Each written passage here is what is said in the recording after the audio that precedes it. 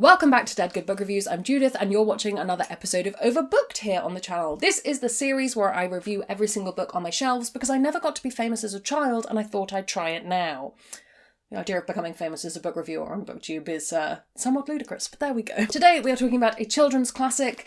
It's Ballet Shoes. My mum has been quoted as saying, if you find a book with a dark cover with squiggly writing on it, Judith will probably love it. And she's not wrong, but there are some exceptions to the rule. And this is definitely one that lives on my downstairs shelves. It's not quite in the same vein. Some quick disclaimers before we start. I think I got gifted this copy of this book. Regardless of where books come from, nobody's paying me to talk about books and all opinions are my own.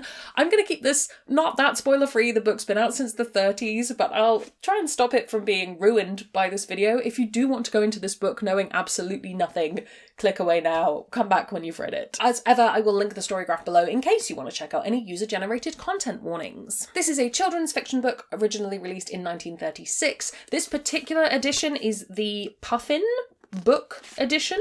I have no strong attachments to it. This edition was first published in 2020, and yeah, there we go. Mary Noel Streatfield, I think. It might be Streatfield. I think it's Streatfield. I'm not sure, and hopefully I can mangle it with my accent in such a way that it sounds like both of them. Was an English author. She was known for this collection of shoes books, which aren't a series, but do have a lot in common. The one that I have read, other than this one, is White Boots, which is the ice skating one, because I was a figure skater, so my mum knew what to throw at me. These were my mum's favourite books when she was a child. She lent her copies to me, which by the time they got to me were falling apart. Not a great idea to give antique books to children, but I did buy a modern edition so I can read it without feeling bad. Noel Streatfield was also an actress, which obviously inspired this book, as I will explain as we come through to the plot. Pauline longs to be an actress, Petrova wants to fly planes, and if she could, Posy would dance all day. The three Fossil sisters each have their own special talent, but when the family runs out of money, they're determined to earn their keep on the stage. However, they soon realise that being a star isn't quite as easy as it seems. One of the most famous ballet stories ever written. I would agree. I think that blurb kind of puts it in the wrong order. They do end up not having very much money and then going to stage school through the tenants who live in their house.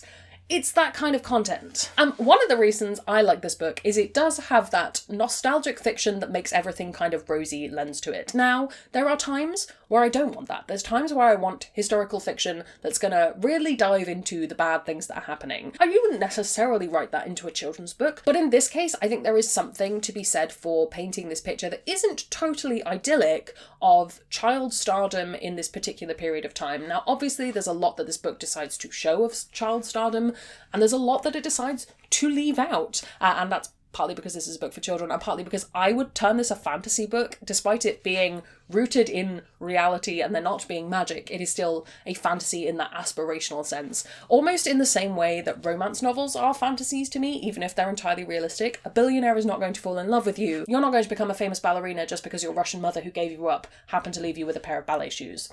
That's the same energy we're working with here. So yes, for me, there is two layers of nostalgia to this. There's the nostalgia of the writing about this time period, and there's also the nostalgia of reading this when I was a child. So bear in mind, I have my usual one set of nostalgia lenses, and then I've added a whole other set to them as well. I really like the three sisters in this book, and I like the options that they have. Yes, two of them want to be child stars, effectively, but there's something about Pauline's route into acting and what she likes about it and exploring what elements of acting she does like that I think reflects the author's acting career as well, and acknowledging that it's not just one thing and you can play around with different elements of acting. Liked that.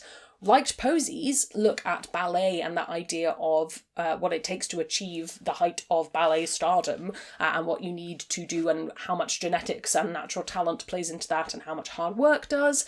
And also, I love Petrova. She is the sister who is tied up in the stage school stuff, who doesn't feel like she can do it very well, and really just wants to fly planes. And her storyline is really beautiful, and I like that those options are all presented to the children, and that while, yes, again, we're in that slightly unrealistic territory of everyone getting what they want, it's still nice in this time period to have had flying planes being an option. I think that's really cool. I've reread this multiple times. I'll confess to not having reread it for this video, but I've read it numerous times over my lifetime, both as a child and as an adult, and I think it's really rereadable, mostly for that nostalgia lens, because it's nice and easy to read.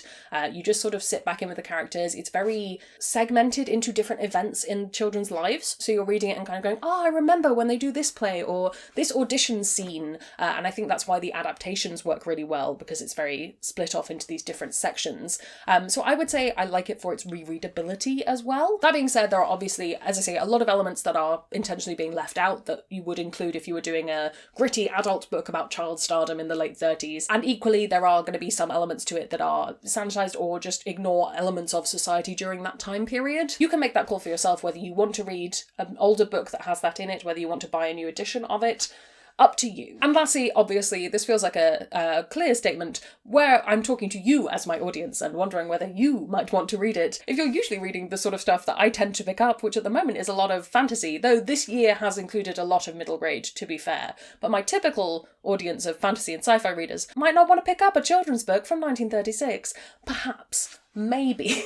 But I think if you're looking for older books to read, this is just one that really has my heart, and I kind of wish I had a copy of White Boots in order to review that, and looking back on my early days figure skating and such, because I think that would be very interesting to read again, and I have strong, fond memories of it, but because I don't own a copy, it's not going to come up in Overbooked, at least this time around. Have you read any of Noel Streatfield's other books? I saw Tennis Shoes on the list, which sounds very interesting. I would love to go back and read more of them, but I'm worried they would feel way too samey, and having read two, that's like my perfect little duo from my childhood. I don't know. Let me know if you have any thoughts down in the comments below. What books are on your shelves that feel anachronistic almost, or what's the word I'm looking for? Just deeply in contrast to all of your other normal books. Let me know what those are, especially if you're a very genre-specific reader. I would love to hear from you. While you're down there commenting, if you haven't already, please do subscribe. It makes me feel loved and appreciated. You can also follow me on social media. Come hang out on Discord where we have chill chats about books. I would like to say a huge squishy thank you to all the ghosts who haunt me over on Patreon. They support the channel and in return get early access to videos, bonus content, live streams and more. If you'd like to join their number, that's linked below as well. Thank you so much for watching. That's all from me, and I will see you in the next one. There's gonna be some bloopers now. Welcome back to Dead Good Book Reviews. I'm Judith and you're watching... That's not... The Three Fossil Sisters...